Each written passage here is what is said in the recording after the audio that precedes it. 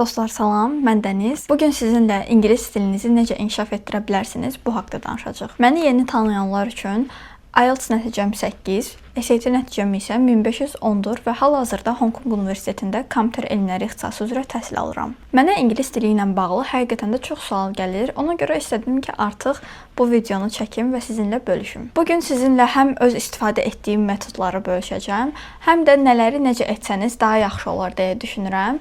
Bu sahədə də öz fikirlərimi bildirəcəm. Ümumiyyətlə, istər ingilis dili olsun, hər hansı başqa bir dil olsun, bunların hər birini öyrənməyin yolu demək olar ki, eyni olur. Biz uşaq vaxtından öz ana dilimizi necə öyrənmişik, artıq vaxt keçdikcə biz bu dilə məruz qalırıq. Bu dildə hər kəs ətrafımızda danışır.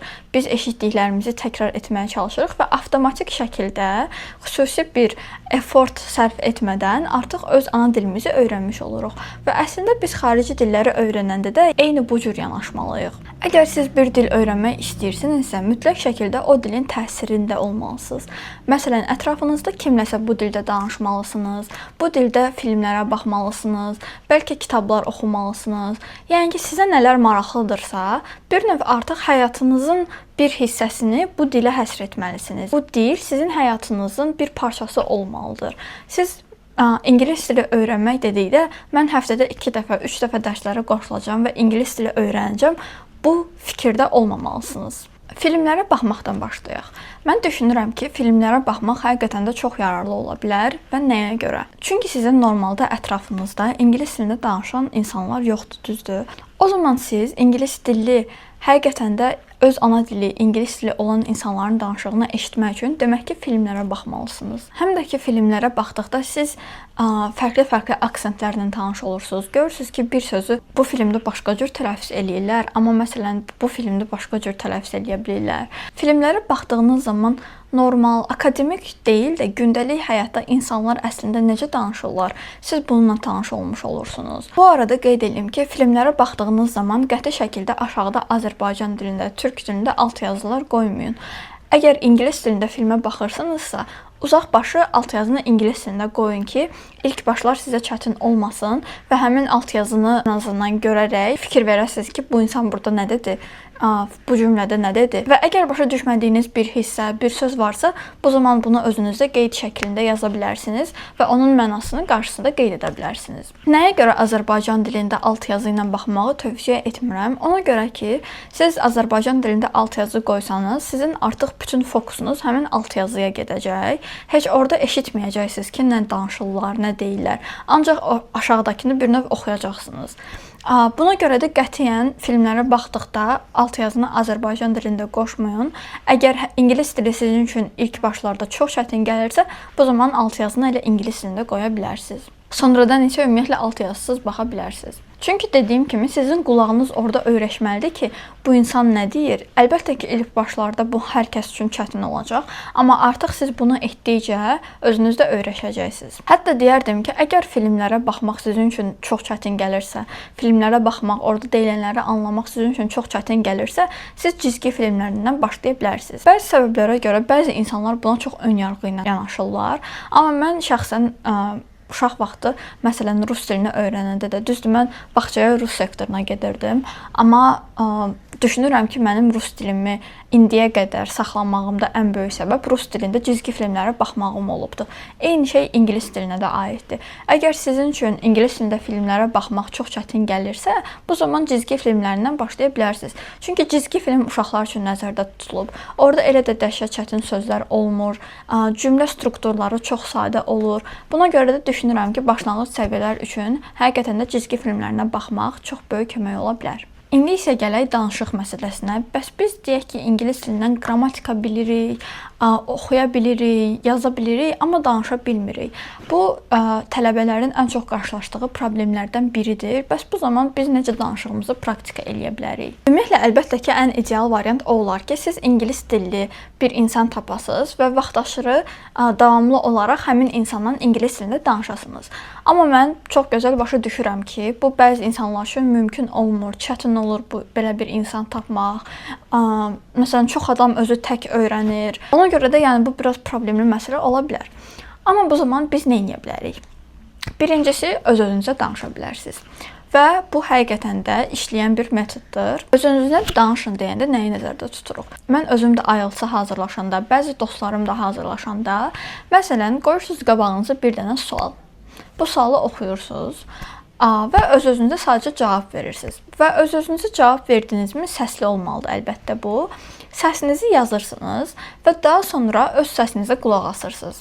Artıq insan danışanda fikir vermir, amma sonradan öz səsinizə qulaq asdıqda orada nələri səhv tələffüz elədiniz, hansı məqamları səhv dediniz və s. bunlara daha çox fikir vermiş olursunuz. Bu şəkildə artıq öz səsinizi bir növ analiz edərək, özünüzə feedback verərək danışığınızı inkişaf etdirə bilərsiniz. Bundan başqa mənim istifadə etdiyim metodlardan biri səsli kitab oxumaqdır. Mən bunu nəyə görə edirdim? Öz tələffüzüm, pronunciationum xoşuma gəlmirdi.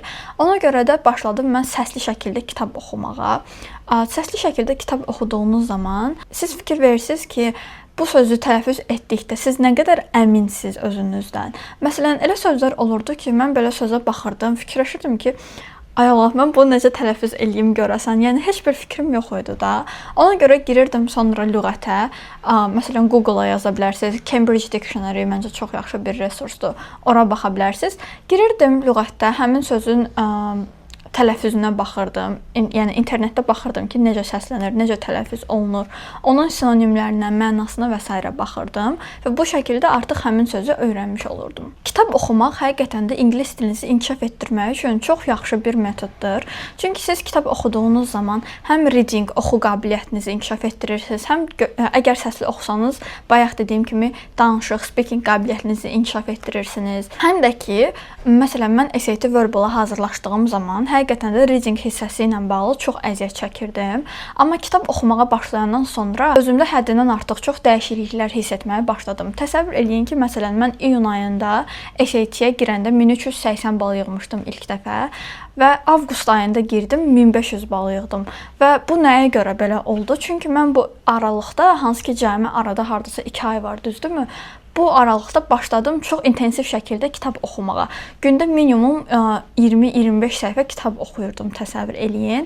Və həmişə də bunu səsli etməyə çalışırdım və bu həqiqətən də mənə çox kömək oldu. Sonradan artıq mən avqustda 1500 yığacağımı gözləmirdim deyə oktyabra da artıq bilet almışdım və oktyabrda gedib 1510 yığdım. Qısası deməyim odur ki, kitab oxumaq həqiqətən də çox xeyirdir. Kitab oxuduğunuz zaman sizin qarşınıza bilmədiyiniz onlarla, bəlkə də yüzlərlə söz çıxa bilər.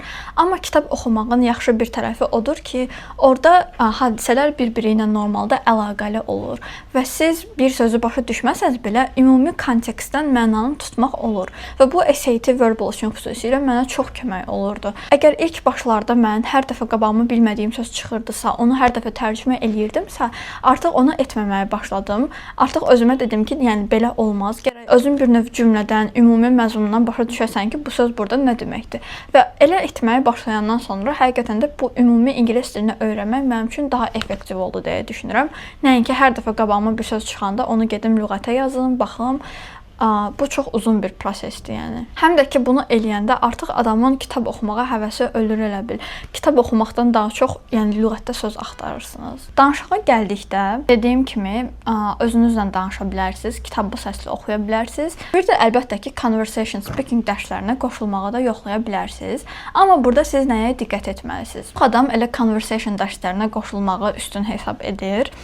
Amma burada bəzi problemlər ola bilər. Məsələn, siz qoşulursunuz 1 saatlıq conversation dərsinə, hansı ki bu bir qrup dərsidir və burada deyək ki 10 nəfər var. Siz nəzərə almalısınız ki, 1 saatlıq bir conversation dərsində əgər 10-15 nəfər varsa, sizə orada maksimum nə qədər vaxt düşəcək? 5-10 dəqiqə maksimum. Və bu sizin birincisi vaxt itkinizdir, ikincisi də ki, heç bir işə yaramayacaq. Yəni oturub evdə özünüzlə danışsaz, özünüzə gün ərzində nə etdiyinizi və s. danışsaz, ondan 1000 dəfə daha çox effektiv olacaq. Ona görə də mən bir qrupda çox tələbi olan conversation dərslərini qəti şəkildə məsləhət görmürəm. Bu arada, əgər conversation dərsləri ilə maraqlanırsınızsa, bizim Blue platformamız var və Blue platformasında hal-hazırda speaking, yəni danışıq və ümumi ingilis dili, general English dərsləri üçün qeydiyyat açıqdır. İstəsəz Instagram səhifəmə yaza bilərsiniz, sizə ətraflı məlumat göndərərəm. Bu arada mən özüm speaking keçəndə mənə yazan bəzi şagirdlər var idi.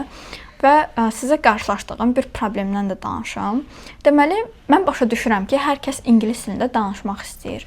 Amma siz bir şeyi nəzərə almalısınız. Əgər sizin ingilis dili səviyyəniz çox başlanğıc bir səviyyədirsə, A1, A2 səviyyədəsinizsə, yalnız speaking dərslərinə qoşulmağı mən o qədər də düzgün hesab etmirəm. Nəyə görə?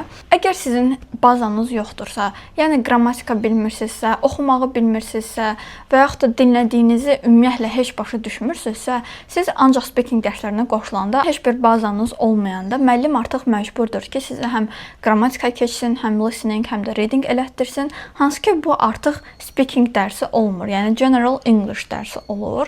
Buna görə də mənim tövsiyəm o olar ki, siz ilk öncə öz səviyyənizi bəlirləyin, test edin.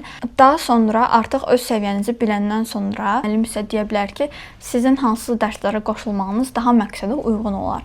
Yəni dediyim odur ki, əgər ingilis dili səviyyəniz sıfırdırsa, ancaq speaking dərslərinə qoşulmağın heç bir mənası yoxdur. Cümlə qurmağı qoyuram bir qırağa, bu speaking dərslərində izah oluna biləcək bir şeydir. Amma ən baza bəzi qrammatika qaydalarını əgər bilmirsinizsə, bu həm sizin üçün, həm də müəllim üçün çox çətin olacaq və dəhşət çox vaxtınız gedəcək. Yəni siz ən azından I am Dəniz deməyi bacarmalısınız. Başa düşməlisiniz ki, nəyə görə I-dan sonra mən am işlədirəm, is, are işlətmirəm. Yəni nəzərdə tutduğum şeylər bunlardır ki, mütləq şəkildə güclü bir bazanız olmalıdır birinci növbədə. Əgər səviyyənizi bilmirsinizsə, yenə bununla əlaqədar Instagram səhifəmə yaza bilərsiniz. Sizinlə əlaqə saxlayıb səviyyənizi təyin edə bilərik.